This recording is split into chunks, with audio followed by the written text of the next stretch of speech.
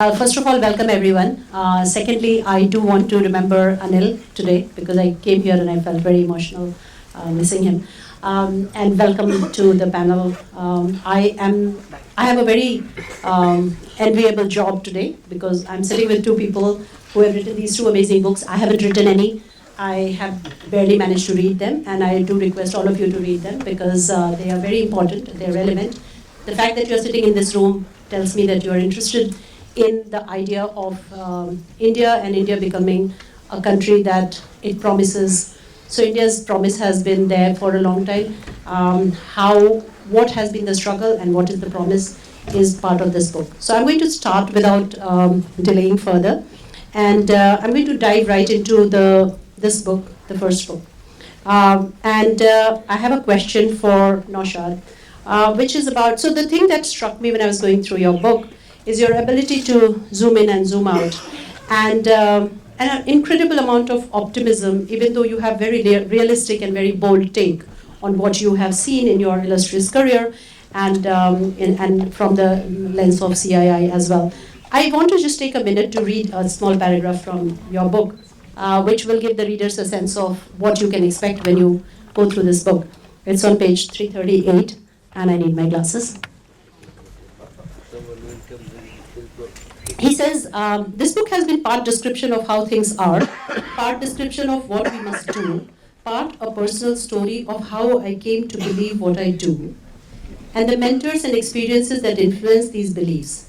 In my public writing, I have always tried to be positive and polite while being forthright and independent. This, in a nutshell, tells you what you can expect in this book. So it is a very relevant book, and I want Naushad to tell us about why did he write this book?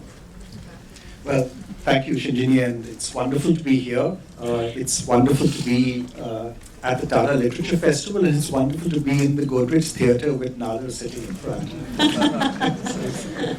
So why did I write the book? 3 reasons. First, coming off, I've long had this strong sense of our potential, and I've always approached our potential from a combination of optimism and frustration, often at the same time. Optimism because I can see the scope and the potential and the ability to do so much more, and frustration because I see ourselves, almost systematically falling over our feet sometimes. Second, coming off when I was president of CI a few years ago, I came away from that 2-3 year period with real reinforced conviction about our potential. And it came from the people I met in government at all levels, and it came from people I met in industry, people I met in NGOs. It was just a very fulfilling, inspiring period for me, so I had this strong conviction. And then I started writing a column for Business Standard each month, and I started getting feedback from people on the column. I started thinking maybe I should write a book at some point in time. And I actually put an outline together for the book. And then something very fortunate happened called the pandemic from the book perspective, which was, and I was suddenly at home, not traveling at all for months, actually for 1.5 years, and the book got written. And I would write every day and every weekend. And so I can sort of thank the pandemic for the book actually getting written. Oh, wow. So my personal story is I can thank the pandemic for becoming an entrepreneur and also a chef in the meantime. Congratulations. Looks like you did a great job of it. One of the themes in your book that emerges, and one of the things that I've been struggling with ever since I started my journey of entrepreneurship, is the quality of data that's available, especially because we are building for women. One of the first things that we started to challenge was what exactly are women doing in the space of finance? And we really didn't find much granular data. So when I saw your book, I actually got very excited because I was thinking, here's somebody whose lens to looking at this issue is data. And it is the most important thing. So can you tell us a little bit more about, I don't want to give out all the secrets, but will you tell us a little bit more about your book? and why you wrote it. Thank you, Shinjini, and it's such a pleasure to be here at the Literature Live, and I completely resonate with the feeling. And being a Tata person myself, I think this place is very special. Um, I think I didn't set out with any clear agenda of becoming an author or writing a book, and my purpose has been over time to understand what is happening in India at work when one is traveling, when a lot of my work used to be around investing into companies and understanding what promoters wanted to do, how they were planning to grow, building the case for my board about what kind of financial structures would make sense. And that journey led to a lot of travel, a lot of understanding how firms operate, but also seeing what is happening at the regional level. And one thing which I think I've felt consistently is that we talk a lot about the national narrative when we are talking about growth, development, equity, all of these questions.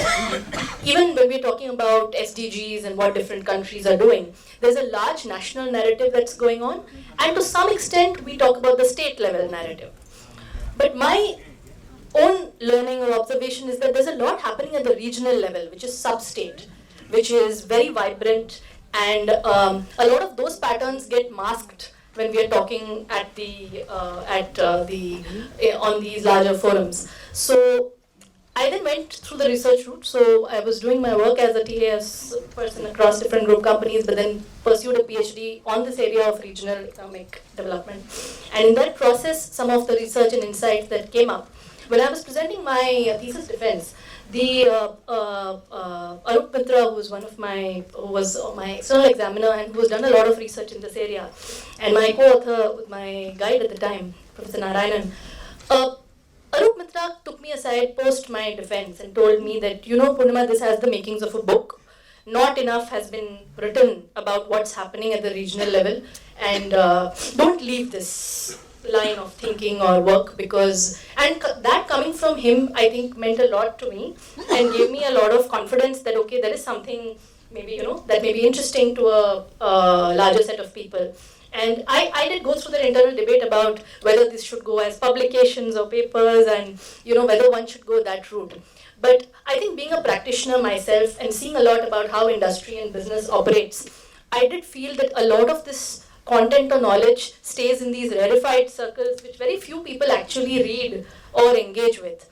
And that's why, this journey of, converting it into a book, trying to push the narrative a little bit in whatever way I can to get industry, policy, decision makers to look at the region with a slightly more, nuanced lens came through. Amazing, and congratulations again. Now give me a short answer to why do you not say Dr. Poornima? I do. Not on your book. It's there at the back. Okay, because frankly, I was seeing your book at 2 a.m. and I wanted to say it has to be a PhD. But, it's amazing. So I told you I'll ask you a couple of surprise questions, and the question that's coming out of both of your, what you said is something about travel. And I think all of us over the last 2 years have missed travel, and we all travel for different reasons. Some people want to go inside themselves, some people want to see outside what's happening. But for people with your level of academic, understanding of practical realities as well as academic understanding of what's happening in your world, how do you approach travel? Because you talk about regional diversity. How do you actually get that feel of it beyond data? How do you get a feel of, your book is replete with examples of what I was talking about, zooming in, right? It's full of examples of individual micro, individuals and how their lives are shaped, for example, through initiatives of corporations in remote places, etc. I want both of you to tell us a little bit about your style of travel and how do you learn while you travel about things that get into your book. So I think that's a fantastic question, because I think travel has informed a lot of my worldview. And I always tell other young people who are starting out on their careers, take roles that get you to different places so that you'll see and meet a variety of people, and don't just stay at HO. Go understand what's happening on the ground, because a lot of the answers So you mean life exists beyond South Bombay? Absolutely, and not Delhi also. So, and I think one interesting thing which I tend to do when I'm traveling is that when my flights are landing or taking off, I like to look outside. I don't look into my phone. I like to look outside and see what the city looks like. Because it tells a very interesting, each city, if you notice, it has a very interesting pattern of where the night lights are, what its, economic geography in those words look like. And each city has and how a Bombay or a Delhi look versus how a Raipur, how our tier 2, tier 3 cities are looking, even abroad, in different places, you get a sense of how people think about development a little bit when you're looking at how they've organized their city. And sometimes that when you're close down to the earth, you can see it in a particular way, but when you're up, you can kind of zoom in and zoom out. So for you, it's the airplane window. What is it for you? For me, it's sort of the opposite. It's walking around. So for me, whether it's a new city or an old city that I like, I just like to walk around. I don't like cities where you can't really walk, that don't lend themselves to just wandering around. And small cities, large cities, there are all kinds of things that you learn just by walking around. And then if you just keep looking and saying, why are things the way they are? Why are billboards advertising what they're advertising? What seem to be the smart shops? Do the shops seem to be full of people buying or not? And then a variety of things beyond sort of commercial centers. I mean, I'll give you an example. Both these examples are in the book. In Vietnam, we took a business delegation to Vietnam. But there was this lady that I met there who made agarbattis, and she just was so interesting in talking about making agarbattis, which she learned to make from people in Chennai, and then exported her entire production pretty well back to Chennai. And I kept thinking, combine that now with manufacturing and our manufacturing prowess, and say that, look, here's a it's somehow more efficient to make agarbattis in Vietnam, using technology from India, with the market being India, but it's somehow more efficient to make them in Vietnam. So why? So travel, in a sense, gives you an opportunity to ask those kinds of questions. My other question was, the year I was president of CI, you often go to, especially the finance ministry, and I've always been struck by how that absolutely magnificent building is so abused. It's really badly maintained. But you go across the road to South Block, and it somehow seems cleaner and neater and tidier. And the question that I had was, how come? Why is it that South Block is, with the same built at the same time, maintained presumably by the same maintenance contractor? Why is one less abused than the other? And my theory I had no basis. I kept asking people about this, and they kept looking at me strangely. But my theory was that people in MEA and in the foreign ministry and in the defense ministry simply care more about their surroundings and are more demanding than people in the finance and the home ministries.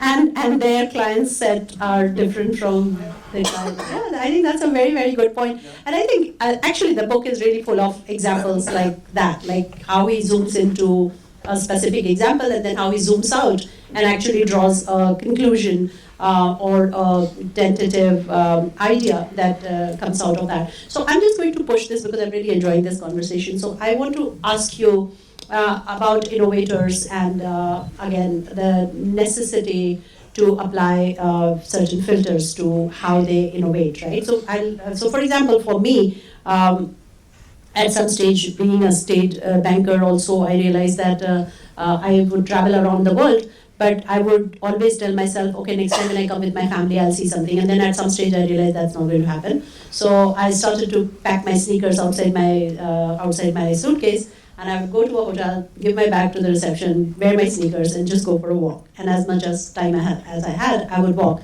And occasionally I'd get stuck somewhere or something would happen, but that's the way I saw the world. What I agree that taking yourself outside of your space is very important for you to think and to break out of the clutter and be innovative. And we are talking about incubation, we are talking about being innovative. I want you to tell us a little bit about, from your experience and from your experience because you've done so many things, what are those filters? So one, of course, we heard about data and numbers, we heard about traveling and getting to see things in a different way. What else would you talk about from, for the innovator? What would you tell innovators to be looking at when they are thinking about problem solving in a new way? So, I'm not a believer in, one of the current themes in our country is Jugaad and Jugaad innovation. I'm not a believer of Jugaad innovation. Thank you, sir, for saying that. Yeah, because I mean it's a compromise, right? I think innovation is a professional, serious business which companies set out to do in an explicit way, and they invest in it, and they need to invest in it and learn how to do it better and better and better all the time. And you get better at it by doing it more and by doing more of it. So that's would be the word I would add to the words that you used for an innovation frame is investment. Investment and then persistence. Because I'll give you an example for us, which I talk about in the book, right? That in 1991, when my brother Farhad and I heard Manmohan Singh's budget speech, which I think is a great speech, we set out to do two different things in our company. We said, one, we would enter export markets as the best way of learning how to compete with foreign firms on their turf, because they would all be coming to India. And second, we set out to redo what we did in R&D so that we would develop products that we could sell worldwide and not just in India. And it took us 5 years to start getting some decent products out the door. We made lots of errors, lots of mistakes, but we persisted with it. And then we learned what it takes to do a decent job of coming up with a product concept that's different to what everyone else is doing. But it took 5 years. So you need to persist with it, and you need to keep investing in it. And then once you succeed at it, it encourages you to do more of it. Before I ask Poornima, I have a follow-up question that in your experience, has that ability become better for us in the last post-liberalization, post-1990? Do you think we have become better, or are we still, I think so, very much so. There are more and more companies that are investing significantly in innovation, that have set up larger and larger R&D departments, are taking design seriously and more seriously. So yes, you have many more good examples. But, there's a but. If you look at the aggregate data says that there isn't enough change in our innovation ecosystem of the last 30 years. If you look at how much Indian industry invested in innovation as a percentage of GDP 30 years ago, it was maybe about 0.2% of GDP. Today it's about 0.3% of GDP. So yes, it's increased, and it's increased on it's 0.2 to 0.3 of a much higher GDP, right? But it's 0.3% against a world average of 1.5%. So we need to scale our investments in innovation and R&D by a factor of 5. Then we'll match the world, then we'll start matching China and so on. So we've got a long way to go. We're getting better at it, more companies are doing it, but a lot more needs to happen before we start matching what the world does. That's an incredible insight. I want to pick from there, Poornima, and I want to ask you this question about the innovation and the need for scalability. So your innovation is only good if you can replicate it or scale it, right? Otherwise, it's jugaad. You can solve a problem, but how do you do that? One of the things that the book talks about, both your books talk about in different ways, is the need for diversity. In your book, you talk about how falling female workforce participation leads to a GDP compression in India. And you talk about how regional, and you spoke about it, how diversity of the regional growth, regional models is important to understand to be able to harness the best out of our economy. So the question that I have for you is, how important do you think is diversity in the workforce, in the access to capital, for that innovator pool to become larger and more sustainable? Because otherwise, if it is the same type of people who are going to the same type of schools and colleges and coming out and thinking in the same type of way and solving for the same type of problems, like I see this in financial services industry, at any point of time, everybody's trying to build credit card for somebody. But then, there just isn't enough innovation in things that might require. So I want you to tell us a little bit about how do you think about that?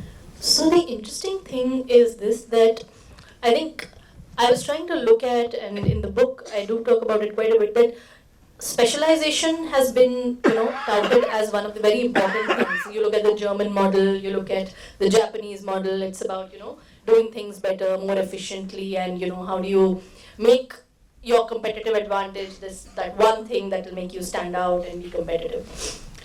When we look at the data for India, interestingly, sectoral diversity, the presence of multiple industries in the same region, seems to stand out as a very important factor. And so that begs the question that what can we do from an industrial policy point of view? How can innovators be thinking about this fact that perhaps that's how we are, perhaps that's something which is underwritten in our DNA. We like to do multiple things together, but it's the information continuously throws up that.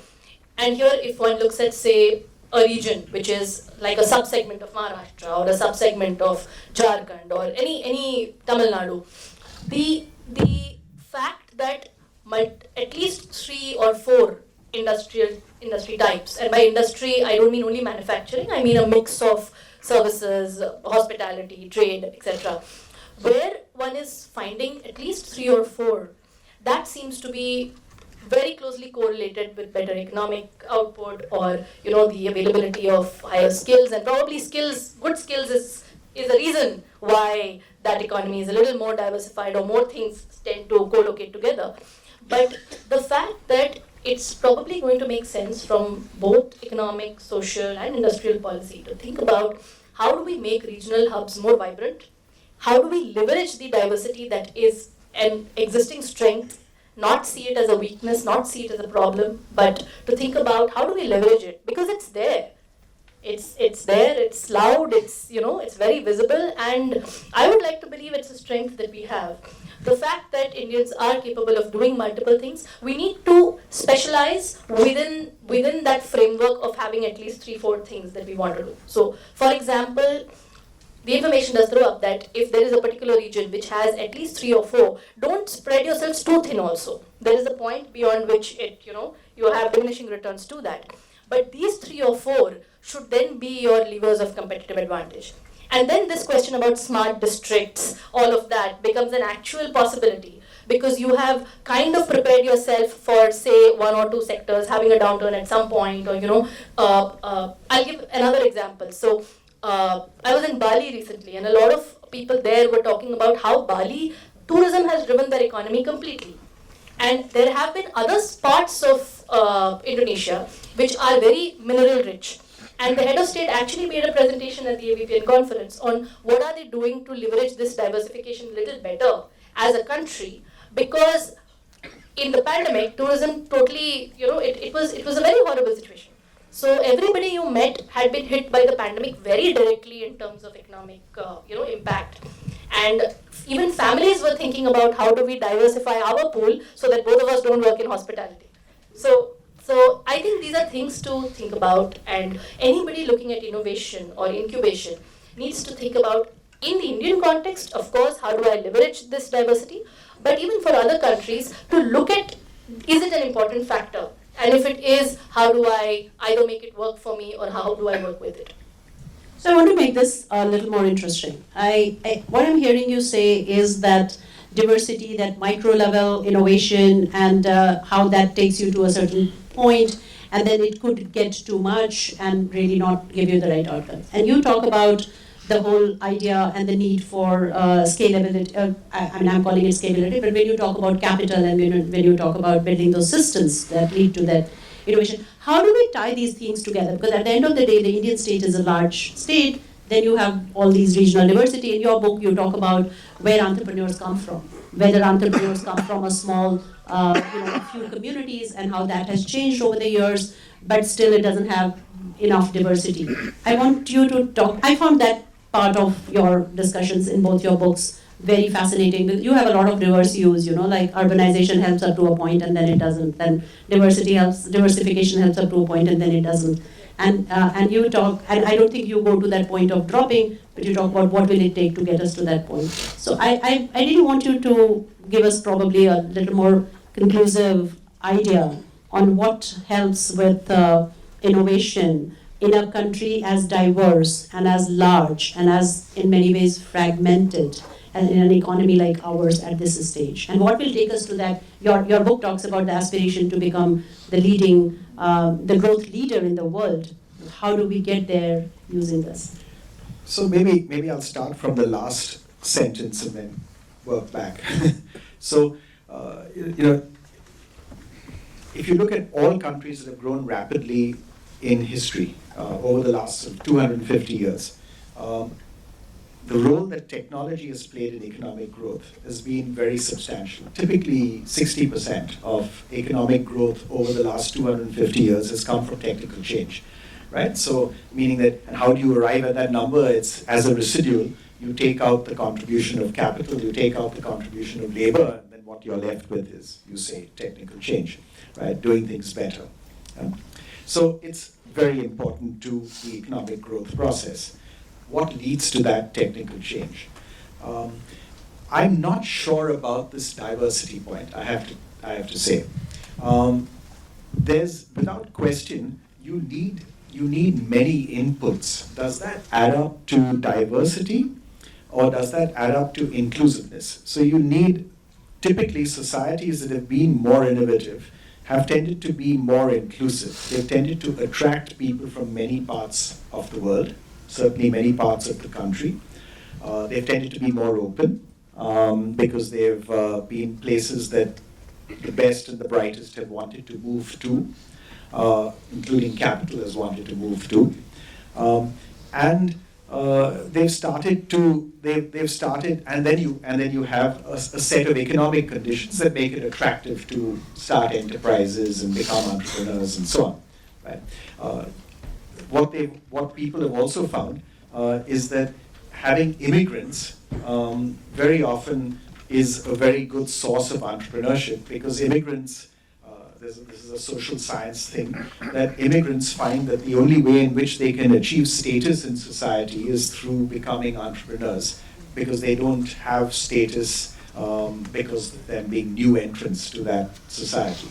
And so you find in country after country after country that immigrants tend to be overrepresented as entrepreneurs in many societies, many countries, including in India.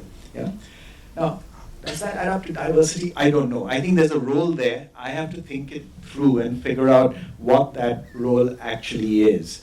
I believe one should be in favor of diversity simply because it makes the place more interesting to live in. And it makes for a more attractive, enjoyable, stimulating environment. You would hope that starts showing up in the economy as in a very direct way. But I don't know. I'll leave that to Poornima. You want to? Yes. So I think I'm with you when you say that I think it's about societies being inclusive, and inclusive societies being a necessary precondition or a correlation to good growth and sustainable growth. And I think when I was talking about diversification, what I meant was more of sectoral diversification, which is that a region should have at least 3 or 4 sources of competitive advantage, and I was coming at it from that perspective.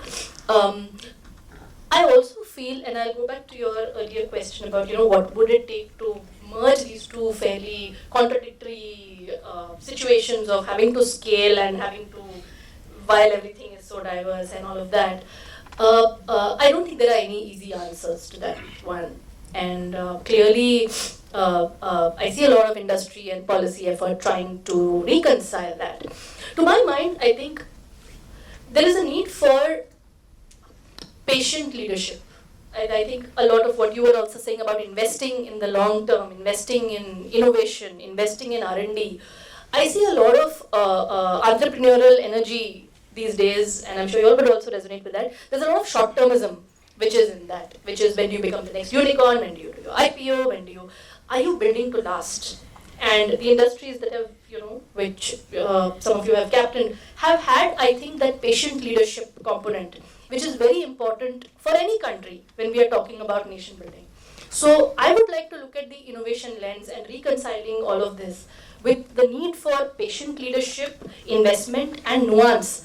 See, going granular needs you to be a little patient. It's very easy to broad brush and take decisions, without going into some of these granular. They're tricky questions. They're not easy, and it's complicated. You have to get stakeholders on board. So that requires. So you have to be, of course, aggressive to grow, but deeply inherent if there is a patient leadership part of you that is willing to go into those hard questions and anchor it. I think that can lead to innovation, which is more meaningful and long term. So I'm going to come back and ask this question about where does that leadership come from? Government, private sector, entrepreneurs. I'm going to come back and ask you that question because you talk about it in your book and you just spoke about it. But before that, I want to ask something which is more fun because we've been talking for a while. So just tell me a little bit about how do you write? Like, what's your routine? What do you drink? Tea, coffee? So make your own coffee. What do you do? So for me, writing requires brew time.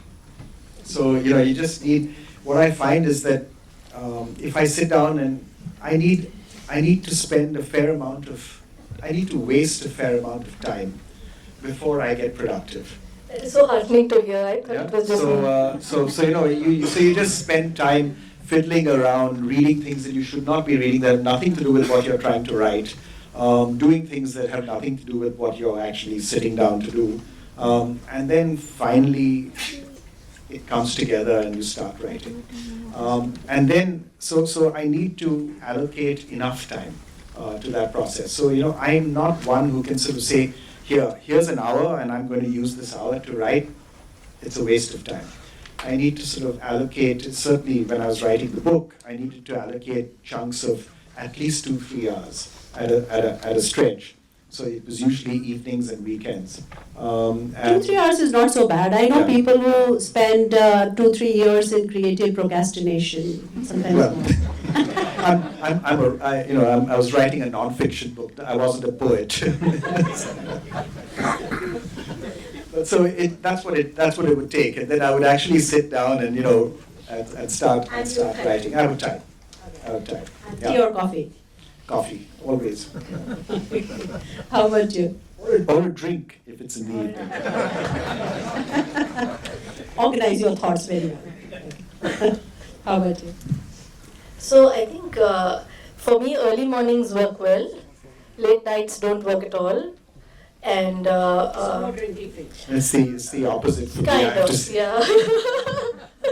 No, I think I think yesterday when Geetanjali was asked this question, she actually said something which resonated with me a lot, that for women to find writing time is really hard because you're running your home and then there's your daughter and then there's so many other things which kind of come in, and you have to be sometimes very brutal with yourself and the world a little bit to somehow carve that piece of time. So therefore the book has also taken time as a result. It's taken 4-5 years for it to happen. But I think for me writing is as much an inward as an outward. So early morning when you get up, do you really get ready and start writing, or do you just get up? It depends. A good cup of tea or coffee, depending on where I am. So if I'm at home, then it's tea. Tata tea, Tata coffee? Not necessary, but yeah. But chakra gourd normally. But if I'm there have been times I'm somewhere else where I'm traveling and I know that it's going to be some horrible dip tea, then I'm good to go with really nice coffee which is strong. And yeah, But I like to, my trade secret is I listen to a lot of music while I'm writing. I'm going to come back to that music. Okay. A really interesting conversation. I will come back to the music, but before that, I will go back to the question that we were discussing about where does that leadership come from? You need patient leadership, you need leadership that has long-term vision, as you talk about, that if you want to get to that leadership position, you need 8 to 9% sustained growth over a period of time, you need to have higher growth rate than other economies to be able to catch up, etc. That leadership comes from what comes from the government, what comes from the private sector, what comes from the not-for-profit sector, what comes from entrepreneurs, like you said, short-termism, long-termism. I think your book has a lot of this, so I'll request you to talk about it. So it depends on leadership for what. I mean, if you're talking about leadership of enterprises, it tends to come from leadership for innovation is what I was trying to say. Leadership for innovation. Leadership for innovation. It tends to come from people who have a combination of technical depth and understanding. They may be engineers, they may not be, but they very often may be engineers, and who have something more, and who have that sense of what customers want. What at least my sense is that if you have very strong on one and not on the other, it's not enough. You need to combine the two. You need to combine that ability, that understanding of customers with technical depth. Because the technical depth tells you what's possible to achieve, and the customer connection tells you what is needed. But you can't go by only the customer connection. If you go by customer, when people often say you must listen to the sales force, it's not the way to innovate. If you listen to the sales force, you will go away and develop something that your competitors are already supplying the customer. So Johnson Wozniak in one. Yes, in a sense. But again, you need that. It was more Jobs than Wozniak in that sense. Wozniak was the one who was able to say, here's what's possible to achieve. Here's what's possible for us to deliver and do technically.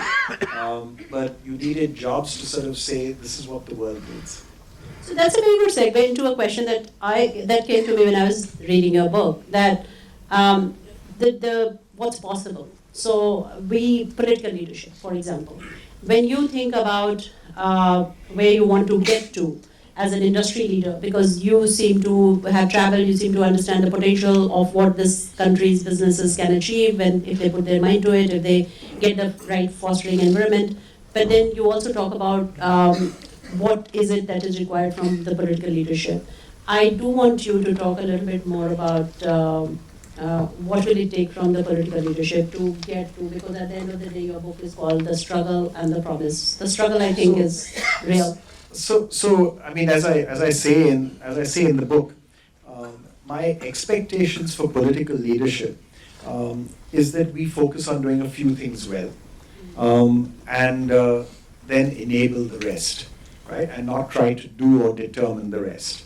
So those few things are actually just 6 things. You worry about primary education, you worry about primary health, you worry about the criminal justice system, you worry about the police, you worry about law and order, you worry about the court system, and you worry about financial regulation, and that's it.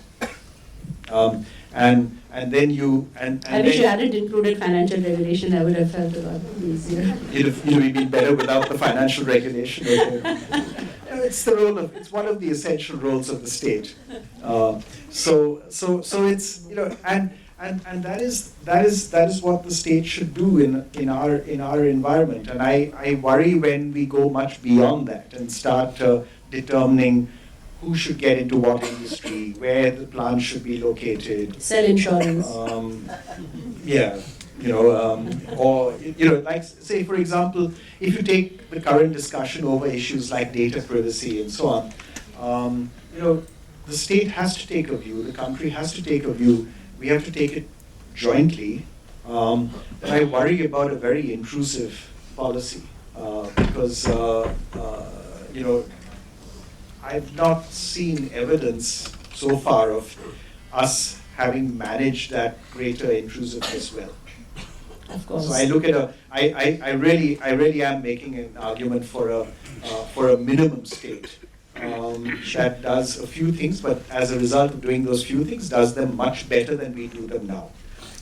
So, Dr. Poornima, I'm going to call you Dr. Poornima because I feel so proud to be on a panel with a lady who's done a PhD with doing everything else. So, on that question of data, how do you think about the ownership of data? Because the state does tend to own a lot of data. Like one of my eye-opening moments when I was in Paytm, when we were trying to, set up the distribution for the bank, was how much data about the poor is available in public, accessible to by anybody, about people's, what loans they have taken, how much money has been dispersed to them, their electoral ID numbers. I don't know if they've now put it behind a wall, but it used to all be available.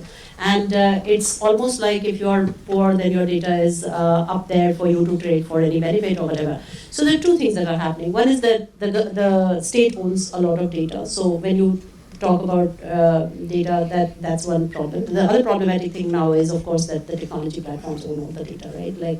So that, of course, is a source of conflict. But if you can tell us a little bit about that, how did you, and I didn't really read it in the book, but I just wanted to get your view on how do you see that panning out?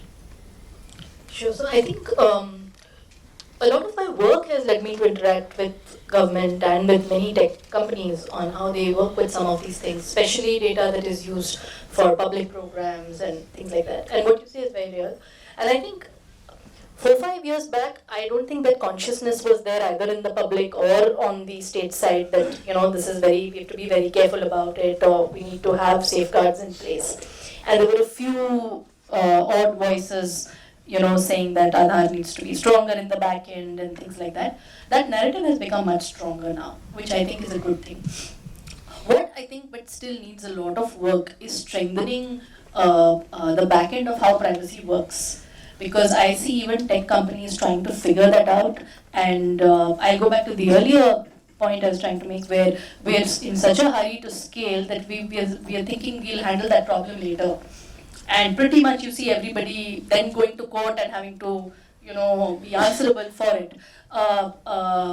So I know it is idealistic, but the fact is that we definitely need better safeguards, both for the tech companies and also within data which is sitting within government. We need much better data literacy, because people who are handling public office or even in private organizations, with the exception of a few, the understanding of how important this information is or how careful you need to be is very less. I think most of our companies are now slowly having privacy programs and things like that to kind of educate people around it. But there's an equivalent issue on the other side where a lot of data is there, but it is not available for decision making. So we have so much information which gets collected as part of the census, as part of the NSS, which is sitting with different government departments, and they take years to gradually release some of it. And we don't have systems in place to do some of that. And there is naturally a worry that if it is out there, will it be misused? And I think that's a credible concern. I would make a case for proper aggregate data to be available. So have certain units where you're not going down to the individual, but have aggregates so that industry can plan better and make it available fast. Go digital, make it available fast. Yeah, that is extremely relevant for us. I'm going to go back to music, so because I promised, and I want to introduce you to somebody who did a PhD while working for Tata Administrative Services, but also enjoys the backstage for a specific reason that she just told us. Can you please share? So I'm a percussionist. I enjoy playing the drums. If we can have some claps. No, we were walking in and it was all very dark, and I was like, this looks very familiar. I love the thrill of the backstage. While we were trying very hard not to trip over the wires, this lady was enjoying. So I enjoy music a lot, all genres, And yeah, I think while I'm looking at some staid economic questions of how the world should be, I do that listening to very nice jarring rock beats. You have to up this by telling us what do you do in your free time. Well, I don't know if that's a good thing or a bad thing, but my musical tastes are very boring. I like Western classical music, and as I've got older, I like a narrower set of Western classical music. I mean, sort of like there's a sort of a 50-year period in time which I seem to enjoy listening to more and more music from. So I mean, it's very boring. Roughly 1780 through 1830. So, so sort of running from Mozart to let's say Brahms. Yeah. Wow. Okay. Cool. Let's have some classics. Even if you think that's okay. It's very boring, except in this environment. Yeah. I mean, at the NCPA you can get away with that statement. Almost anywhere else in the world you'll be booed. Cool. I'm going to ask one question, which I hope will, and then I think I should ask the audience to ask your questions, but just one last question from me. It's about the role of English. So in his book, he talks about why English is important. And because I'm now building an app for women, financial services app for women, I'm always asked, the moment I show my app to anybody, the first thing I'm told is, oh, but this is in English, how will people use it? And I have my own experiences to share, but I'm not going to say that. I'm going to let this erudite gentleman tell us about why English is important. Well, you know, it's important actually for economic reasons. And people have been choosing to educate their children in English.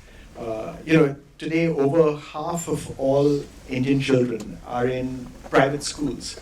And they're in private schools for that one single reason, which is that this is a way in which they can send them sometimes to an inferior facilities school with lower paid teachers, but they're taught in English.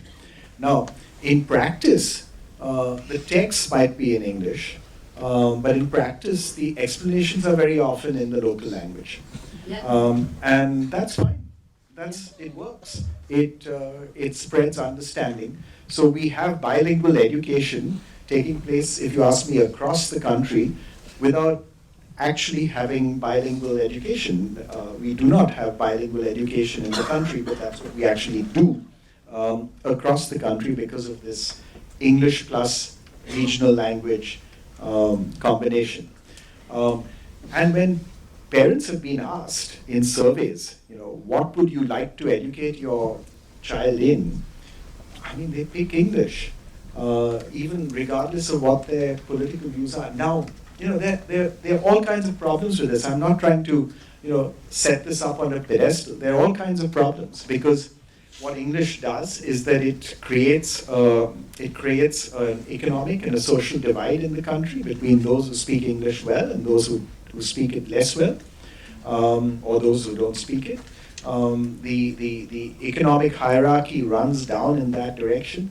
Those are all bad things that we need to work on. My argument would be that, look, let's work on it by actually helping everyone speak English well. You know, use English as a tool of inclusion instead of as a marker of distinction and discrimination. In any case, the whole definition of colonialism seems to be changing with the new Prime Minister in UK, and yeah, I mean, don't know what to feel bad about, right? Like, I mean, it's, I think we have to get beyond those. We have various hang-ups around some of these areas, and we need to get over them and sort of now listen. You know, we look at the number of wonderful writers of fiction in English that we have in our country. As well as writers in their own languages, so it's the diversity that makes us a rich place, right? Gitanjali Shri, who you mentioned, who won the Booker Prize this year, right, for a work in translation. So yeah, absolutely. So incredible. So I actually must tell you, I really loved when you talked about the fact that these bilingual schools are actually doing a service, because I hadn't thought about it like that. But when I thought about it, I thought it was a really valid point because it brings them up to a stage rather than leaving them behind. And but I must also tell you that this is my experience of speaking at events in Delhi, that every time we would be having a conversation about finance and inclusion, somebody right at the back would stand and take the mic and very aggressively say, आप लोग अंग्रेजी में बात कर रहे हैं, मतलब आप क्या प्रॉब्लम सॉल्व करने की कोशिश कर रहे हैं, and then I would just switch to Hindi. So if anybody here feels strongly about this or any other thing that has been said on the stage, I would like to welcome your questions. And I love this. Oh my God, so many people with questions. Where are the mics? Okay, please. So Naushad in English, if you don't mind.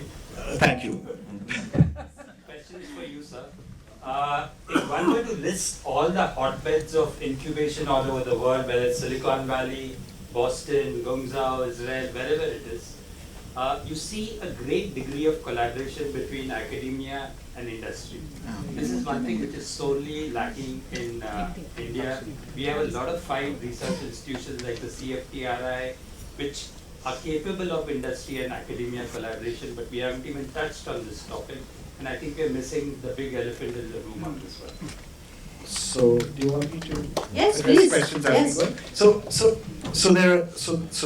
So it's sort of a favorite theme, and there are two chapters in the book, one on higher education, one on public research, which deal with this quite specifically. And the argument that I'm making in very brief terms is that the Indian state actually invests a significant amount in public R&D, about 0.4, 0.5% of GDP, which is about the world average. So it's actually not less than the world average, unlike in the industry, right, in terms of in-house R&D. Right? But where that R&D is done is very different to where the rest of the world does it. The rest of the world does it largely in higher education institutions. India does it in autonomous government R&D labs. Because it does it in autonomous government R&D labs, these remain isolated and they do not feed into actually building better quality talent. And at the end of the day, what you want as a result of your research investments by the state is better talent. So my favorite example is actually from what used to be called UDCT, or University Department of Chemical Technology here in Bombay, or Indian Institute of Chemical Technology, ICT, the Indian Institute of Chemical Technology now, right? If you look at, they're the most connected probably institution with industry. Industry would generally say that they've contributed more in terms of research, quality of research output to them than any other institute in the country. But if you look at the graduates from ICT, Mukesh Ambani, Madhukar Parekh, Anji Reddy, you can keep going, right? D.B. Gupta of Lupin, many, many more. And then if you look at the graduates who've gone on to work in R&D labs in companies, again, many, many, many more. And it's why the single big output of Stanford, right, is people. It's not research. Stanford may claim we've done these wonderful research things, but if the world hadn't seen any of Stanford's research output, it might be slightly, perhaps, less well off. If it was minus all the Stanford graduates or the ICT graduates, it would be much worse well off. So that's what you're after. And so that's why, so why do we not move where we do public research from the government R&D labs into the higher education system? If we did that single thing, and we have to phase it and do it over time and so on, but that single act could transform our higher education system, could transform our talent production system, and could transform our innovation system. But our IITs are doing it in a way. You look at IIT, for example, in Guwahati. They do research, but just to give you one number, which again is in the book, the total research done in all of Indian higher education,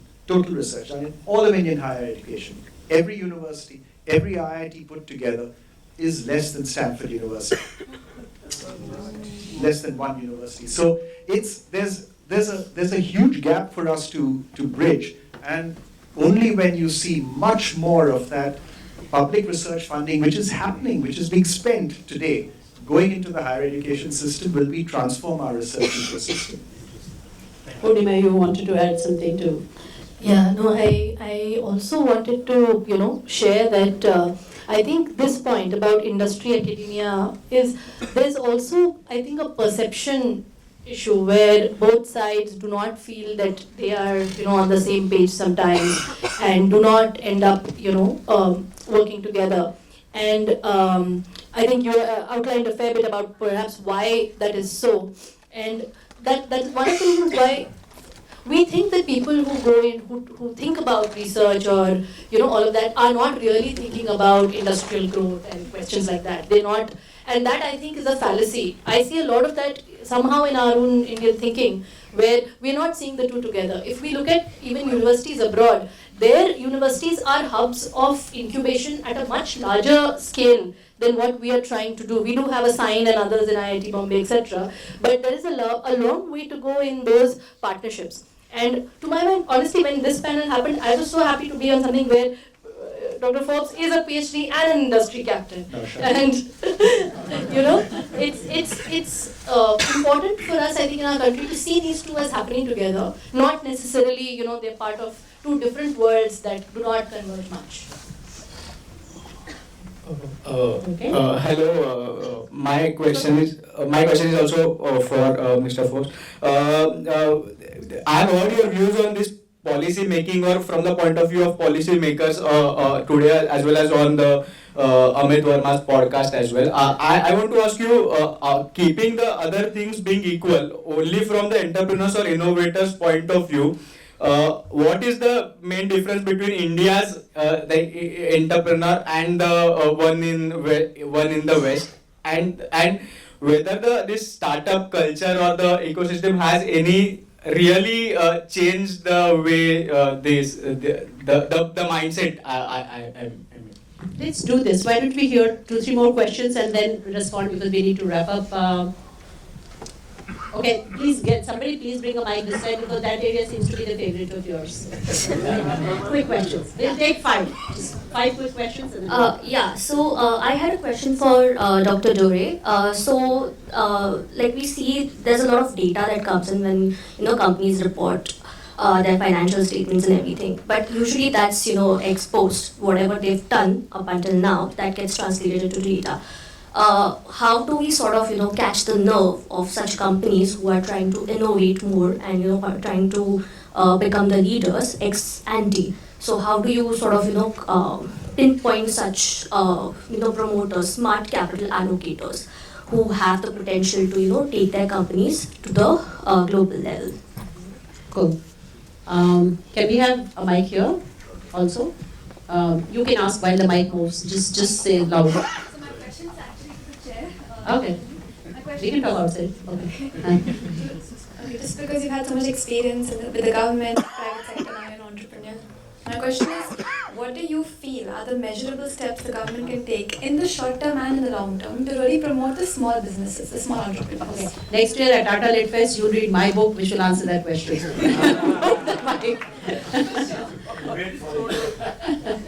It's a long question. Thank you, Dr. Forbes and Dr. Poornima. They have all written books, so they are ready to be called Naushad and Poornima in this room. For a wonderful conversation and insights. Question for both of you. Everybody knows that one of the biggest impediments to the business and entrepreneurship is regulatory cholesterol. What do you have a prescription about it, especially Dr. Forbes, because he had an inside view when he was heading CII. Thank you. Okay, Paula is the last question. Thank you. And it is good to have the last one for the lady. I'll start with Poornima. We've talked about innovation and you touched upon diversity. We talked about academia, industry, sort of divide. But I come from working with startups. We don't see businesses really fueling innovation in any way, large businesses.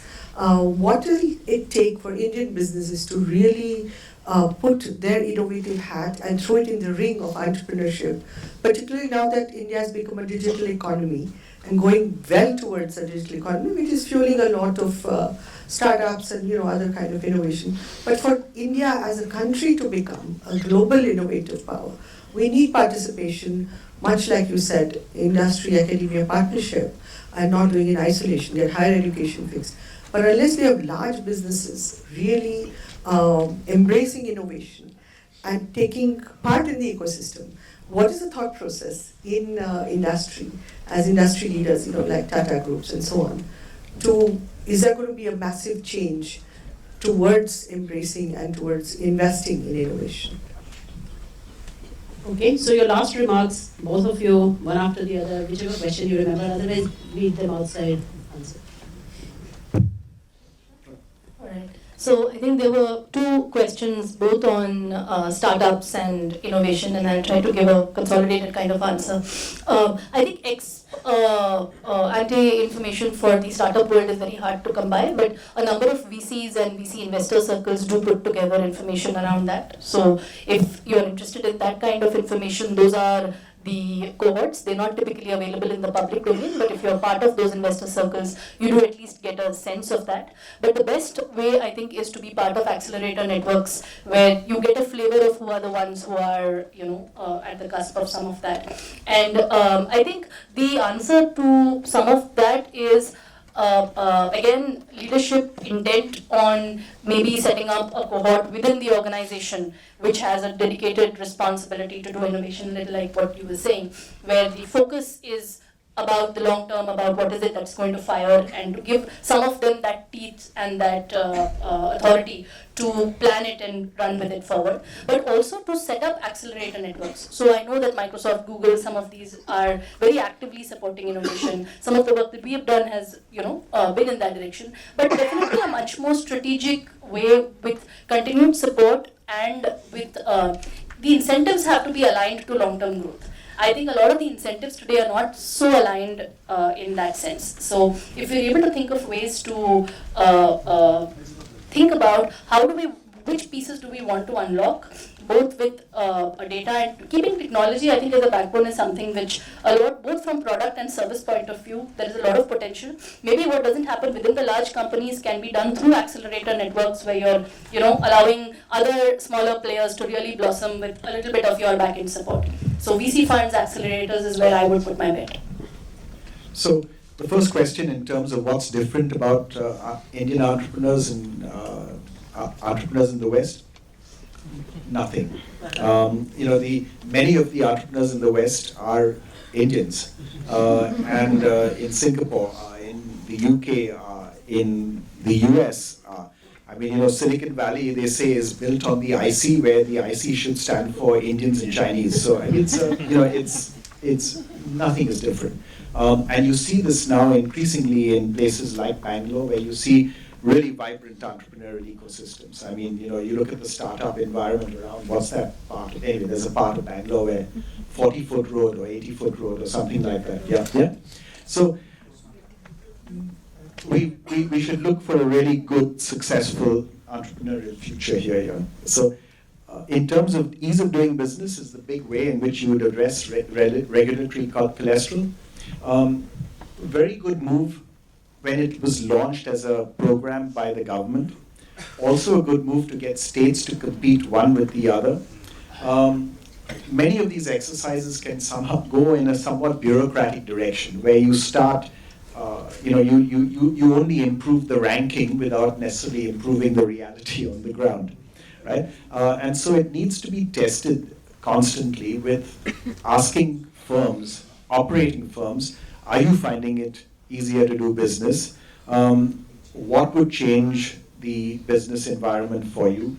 And if you get that specific agenda, then you can feed that agenda into the government and keep working away. Most of these things are not politically contentious. They're not issues of any debate, really. It's just a matter of getting to the granular detail of sorting out rather silly regulatory things that we have at different levels and conflicting levels of the government. So it requires that detailed dive and constant monthly effort. And I can't resist adding a comment to Paula's question, which is, there's a very encouraging initiative underway that Chris Gopalkrishnan is currently leading for CI, which is to connect large Indian corporates with the startup ecosystem and do a matching exercise. So there are about 60 firms that are now part of that initiative, larger firms. It's just started.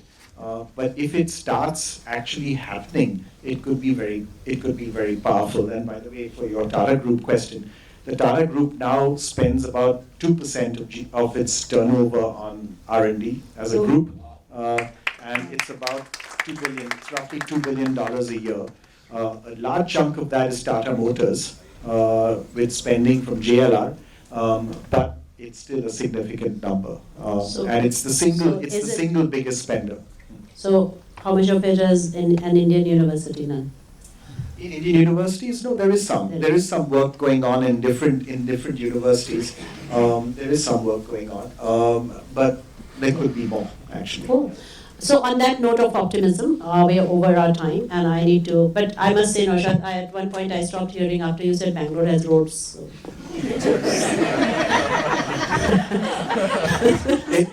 It has roads. You can't use them.